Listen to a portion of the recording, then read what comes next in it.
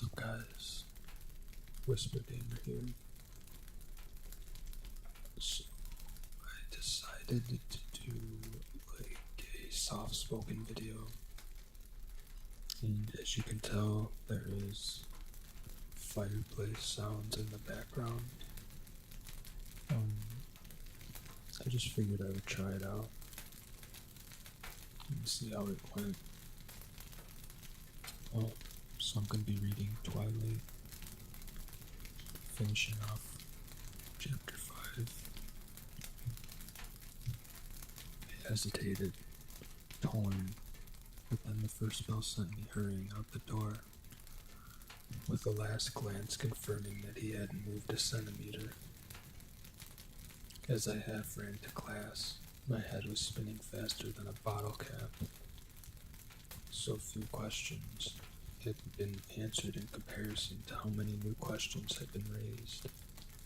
At least the rain had stopped. I was lucky. Mr. Banner wasn't in the room yet when I arrived. I settled quickly into my seat, aware that both Mike and Angela were staring at me. Mike looked resentful. Angela looked surprised and slightly awed. Mr. Banner came in the room then, calling the class to order. He was juggling a few small cardboard boxes in his arms. He put them down on Mike's table, telling him to start, passing them around the class. Okay, guys, I want you all to take one piece from each box, he said as he produced a pair of rubber gloves from the pocket of his lab jacket and pulled them on. The sharp sound as the gloves snapped into place against his wrist seemed ominous to me. The first should be an indicator card, he went on, grabbing a white card with 4 squares, marked on it and displaying it. The second is a 4-pronged applicator, he held up, something that looked like a nearly toothless hair pick. And the third is a sterile micro-lancet. He held up a small piece of blue plastic and split it open. The barb was invisible from this distance, but my stomach flipped. I'll be coming around with a dropper of water to prepare your cards, so please don't start until I get to you. He began at Mike's table again, carefully putting 1 drop of water in each of the 4 squares.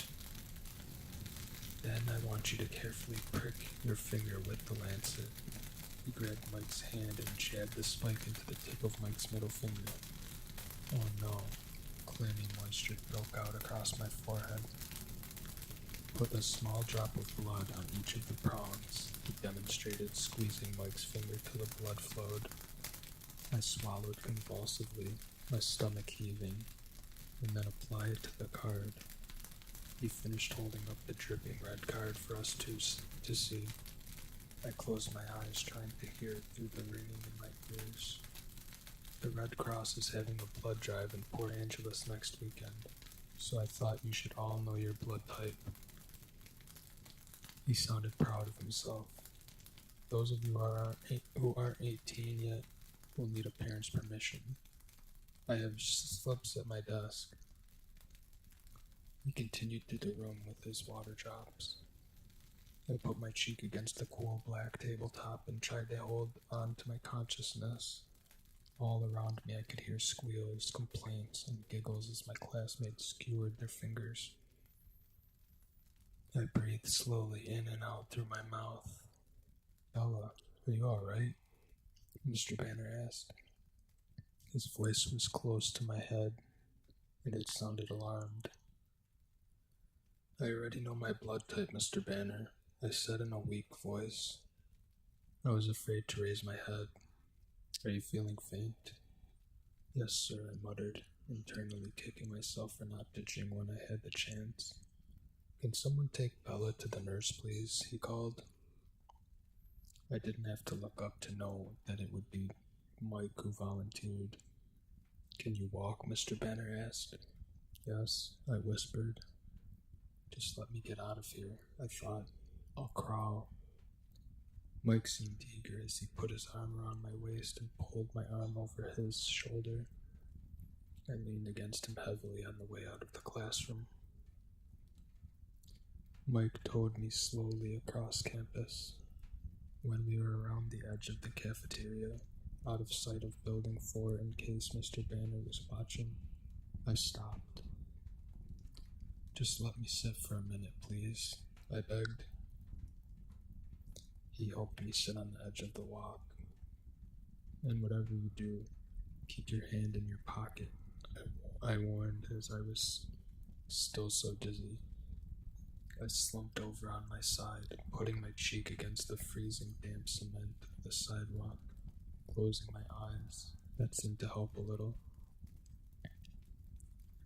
"Wow, you're green, Bella," Mike said nervously. "Bella?"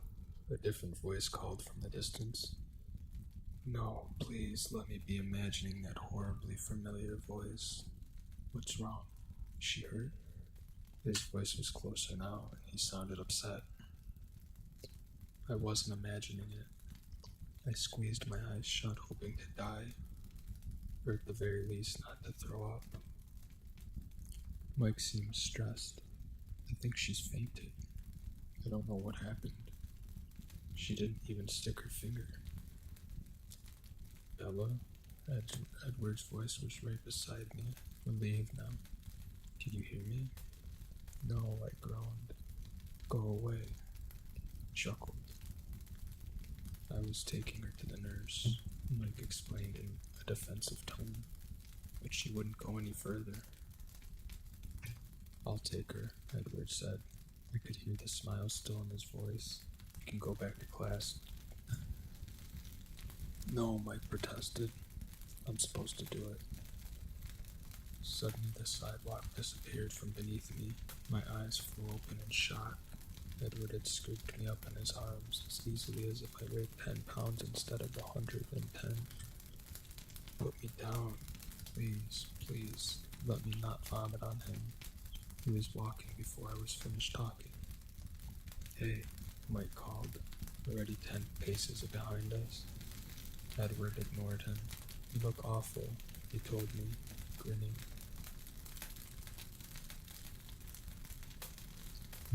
"Put me back on the sidewalk," I moaned. The rocking movement of his walk was not helping. He held me away from his body, gingerly supporting all my weight with his arms, just his arms. It didn't seem to bother him. "So, you faint at the sight of blood?" he asked. This seemed to entertain him. I didn't answer. I closed my eyes again and fought the nausea with all my strength, clamping my lips together. "And not even your own blood?" He continued, enjoying himself. I don't know how he opened the door while carrying me, but it was suddenly warm, so I knew we were inside. "Oh my," I heard a female voice gasp. "She fainted in biology," Edward explained. I opened my eyes. I was in the office and Edward was striding past the front counter toward the nurse's door.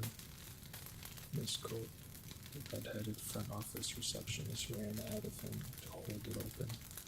The grandmotherly nurse looked up from a novel, astonished, as Edward swung me into the room and placed me gently on the crackly paper that covered the brown vinyl mattress on the one cot. Then he moved to stand against the wall as far across the narrow room as possible. His eyes were bright, excited. She's just a little faint," he reassured the startled nurse. "They're blood typing in biology." The nurse nodded sagely. "There's always one." He muffled a snicker. "Just lie down for a minute, honey. It'll pass." "I know," I sighed. The nausea was already fading. "Does this happen a lot?" she asked. "Sometimes," I admitted. Edward coughed to hide another laugh. "You can go back to class now," she told him. "I'm supposed to stay with her," he said, this with such assured authority that even though she pursed her lips, the nurse didn't argue it further. "I'll go get you some ice for your forehead, dear," she said to me, and then bustled out of the room. "You were right. I moaned, letting my eyes close. I usually am. What about what in particular this time? Ditching is healthy. I've practiced breathing even. You scared me for a minute there, he admitted, after a pause. His tone made it sound like he was confessing a humiliating weakness. I thought Newton was dragging your dead body off to bury it in the woods. Haha. I still had my eyes closed, but I was feeling more normal every minute. Honestly, I've seen corpses with better color. I was concerned that I might have to avenge your murder. Poor Mike. I'll bet he's mad. He absolutely loathes me, Edward said cheerfully. You can't know that, I argued, but then I wondered suddenly if he could. I saw his face. I could tell. How did you see me? Thought you were ditching. I was almost fine now, though. The queasiness would probably pass faster if I'd eaten something for lunch. On the other hand, maybe I was lucky my stomach was empty. I was in my car listening to a CD. Such a normal response surprised me. I heard the door and opened my eyes to see the nurse with a cold compress in her hand. Here you go, dear. She laid it across my forehead. You're looking better, she added. I think I'm fine, I said, sitting up, just a little ringing in my ears, no spinning. The mint green walls stayed where they should. I could see she was about to make me lie back down, but the door opened just then, and Miss Cope stuck her head in. We've got another one, she warned. I hopped down to free up the cot for the next invalid. I handed the compress back to the nurse. Here, I don't need this. And then Mike staggered through the door, now supporting his sallow-looking Lee Stevens, another boy in our biology class. Edward and I drew back against the wall to give them room. Oh no, Edward muttered. Go out to the office, Bella. I looked up at him, bewildered. Trust me. Go. I spun and caught the door before it closed, darting out of the infirmary. I could feel Edward right behind me. You actually listened to me. He was stunned. I smelled the blood, I said, wrinkling my nose. Lee wasn't sick from watching other people like me. People can't smell blood, he contradicted. Well, I can. That's what makes me sick. It smells like rust and salt. He was staring at me with an unfathomable expression. What? I asked. It's nothing. Mike came through the door then, glancing from me to Edward. The look he gave Edward confirmed what Edward had said about loathing. He looked back at me, his eyes glum. You look better, he accused. Just keep your hand in your pocket, I warned him again. It's not bleeding anymore, he muttered. Are you going back to class? Are you kidding? I just have to turn around and come back. Yeah, I guess. So are you going this weekend to the beach?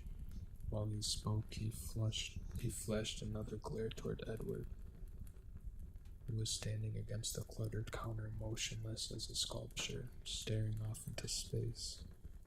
I tried to sound as friendly as possible. Sure, I said.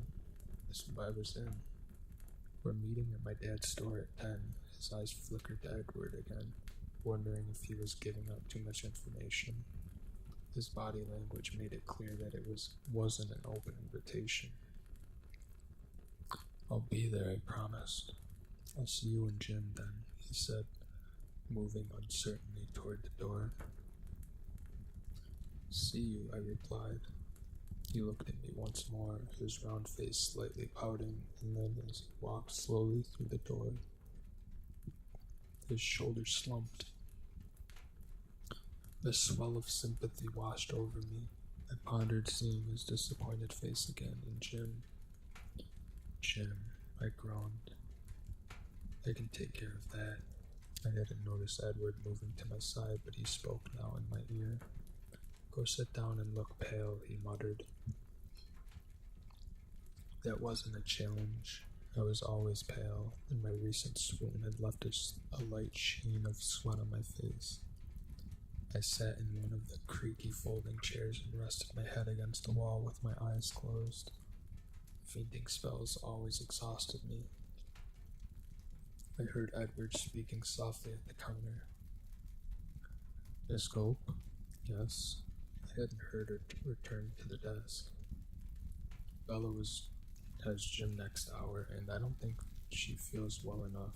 Actually, I was thinking I should take her home now. Do you think you could excuse her from class? His voice was like melting honey. I could imagine how much more overwhelming his eyes would be. "Do you need to be excused too, Edward?" Miss Cope fluttered. Why couldn't I do that? Why couldn't I do that? "No, I have Miss Goff. She won't mind." "Okay, it's all taken care of. Feel better, Bella," she called to me. I nodded weakly, handing it up just a bit. "Can you walk, or do you want me to carry you again?" With his back to the receptionist, his expression became sarcastic. "I'll walk." I stood carefully, and I was still fine.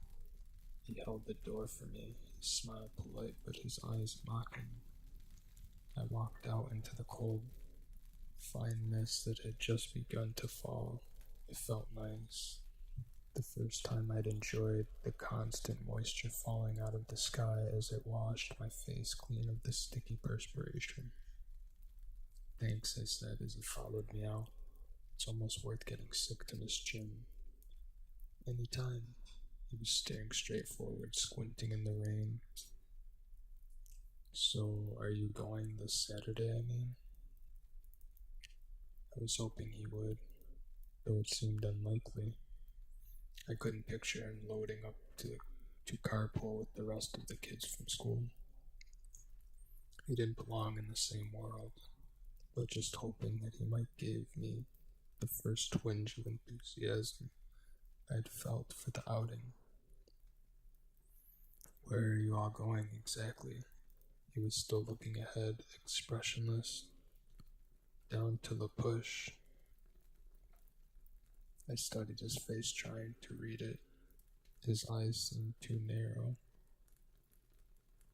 He glanced down at me from the corner of his eye, smiling wryly. "I really don't think I was invited."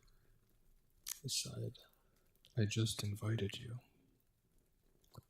"Let's you and I not push poor Mike any further this week. We don't want him to snap." His eyes danced. He was enjoying the idea more than he should.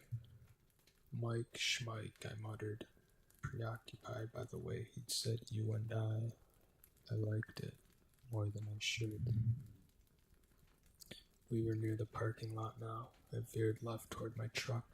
Something caught my jacket, yanking me back. "Where do you think you're going?" he asked, outraged. He was gripping a fistful of my jacket in one hand. I was confused. "I'm going home." "Didn't you hear me promise to take you safely home? Do you think I'm going to let you drive in your condition?" His voice was still indignant. "What condition? And what about my truck?" I complained. "I'll have Alice drop it off after school." He was towing me toward his car, not pulling me by my jacket. It was all I could do to keep from falling backward. He'd probably just drag me along anyway if I did. "Let go," I insisted. He ignored me. I staggered along sideways across the wet sidewalk until we reached the Volvo. Then he finally freed me. I stumbled against the passenger door. "You are so pushy," I grumbled. "It's open," was all he responded. He got in the driver's side. "I am perfectly capable of driving myself home." I stood by the car fuming. It was raining harder now, and I'd never put my hood up, so my hair was dripping down my back. He lowered the automatic window and leaned toward me across the seat. "Get in, Bella." I didn't answer. I was mentally calculating my chances of reaching the truck before he could catch me. I had to admit, they weren't good. "I'll just drag you back," he threatened, guessing my plan. I tried to maintain what dignity I could as I got into his car. I wasn't very successful. I looked like a half-drowned cat when my boots squeaked. "This is completely unnecessary," I said stiffly. He didn't answer. He fiddled with the controls, turning the heater up and the music down as he pulled out of the parking lot. I was preparing to give him the silent treatment, my face in full pout mode. But then I recognized the music playing, and my curiosity got the better of my intentions. "Claire de Lune?" I asked, surprised. "You know Debussy?" He sounded surprised, too. "Not well," I admitted. "My mother plays a lot of classical music around the house. I only know my favorites." "It's one of my favorites, too." He stared out through the rain, lost in thought. I listened to the music, relaxing against the light gray leather seat. It was impossible not to respond to the familiar, soothing melody. The rain blurred everything outside the window to gray and green smudges. I began to realize we were driving very fast. The car moved so steadily, so evenly, though I didn't feel the speed. Only the town flashing by gave it away. "What is your mother like?" he asked me suddenly. I glanced over to see him studying me with curious eyes. "She looks a lot like me, but she's prettier," I said. He raised his eyebrows. "I have too much Charlie in me. She's more outgoing than I am, and braver.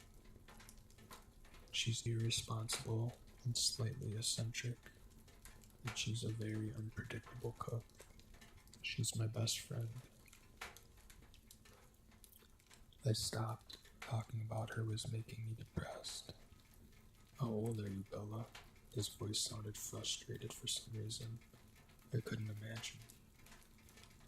He'd stopped the car, and I realized we were at Charlie's house already. The rain was so heavy that I could barely see the house at all. It was like the car was submerged under a river. "I'm 17, I responded, a little confused. "You don't seem 17. His tone was reproachful. It made me laugh. "What?" he asked, curious again. "My mom always says I was born 35 years old and that I get more middle-aged every year." I laughed and then sighed. "Well, someone has to be the adult." He paused for a second. "You don't seem much like a junior in high school yourself," I noted. He made a face and changed the subject. "So why did your mother marry Phil?" I was surprised he would remember the name. I'd mentioned it just once almost 2 months ago. It took me a moment to answer. "My mother, she's very young for her age. I think Phil makes her feel even younger. At any rate, she's crazy about him." I shook my head. The attraction was a mystery to me. "You approve?" he asked. "Does it matter?" I countered. "I want her to be happy, and he's who she wants." "That's very generous. I wonder," he mused. "What?" "Would she extend the same courtesy to you? Do you think? No matter who your choice was?" He was suddenly intent, his eyes searching mine. I think so," I stuttered. "But she's the parent, after all. It's a little bit different." "No one too scary then," he teased. I grinned in response. "What do you mean by scary? Multiple facial piercings and extensive tattoos?" It's one definition, I suppose. What's your definition? But he ignored my question and asked me another. Do you think that I could be scary? He raised one eyebrow, and the faint trace of a smile lightened his face. I thought for a moment, wondering whether the truth or a lie would go over better. I decided to go with the truth. I think you could be, if you wanted to. Are you frightened of me now? His smile vanished, and his heavenly face was suddenly serious. No, but I answered too quickly. The smile returned. So now are you going to tell me about your family? I asked, to distract him. It's got to be a much more interesting story than mine. He was instantly cautious. What do you want to know? The Cullens adopted you? I verified. Yes. I hesitated for a moment. What happened to your parents? They died many years ago. His tone was a matter of fact. I'm sorry, I mumbled. I don't really remember them that clearly. Carlisle and Esme have been my parents for a long time now. And you love them. It wasn't a question, it was obvious in the way he spoke of them. Yes, he smiled. I couldn't imagine two better people. You're very lucky. I know I am. And your brother and sister? He glanced at the clock on the dashboard. My brother and sister, and Jasper and Rosalie for that matter, are going to be quite upset if they have to stand in the rain waiting for me. Oh, sorry, I guess you have to go. I didn't want to get out of the car, and you probably want your truck back before Chief Swan gets home, so you don't have to tell him about the biology incident. He grinned at me. I'm sure he's already heard. There are no secrets in Forks, I sighed. He laughed, and there was an edge to his laughter. Have fun at the beach. Good weather for sunbathing. He glanced out at the sheeting rain. Won't I see you tomorrow? No. Emmett and I are starting the weekend early. What are you going to do? A friend could ask that, right? I hope the disappointment wasn't too apparent in my voice. We're going to be hiking in the Goat Rocks wilderness, just south of Rainier. I remember Charlie had said the Collins went camping frequently. Oh, well, have fun. I tried to sound enthusiastic. I don't think I fooled him, though. His smile was playing around the edges of his lips. Will you do something for me this weekend? He turned to look me straight in the face, utilizing the full power of his burning gold eyes. I nodded helplessly. Don't be offended, but you seem to be one of those people who just attract accidents, like a magnet. So try not to fall into the ocean or get run over or anything, alright? He smiled crookedly. The helplessness had faded as he spoke. I glared at him. I'll see what I can do, I snapped as I jumped out into the rain. I slammed the door behind me with excessive force. He was still smiling as he drove away.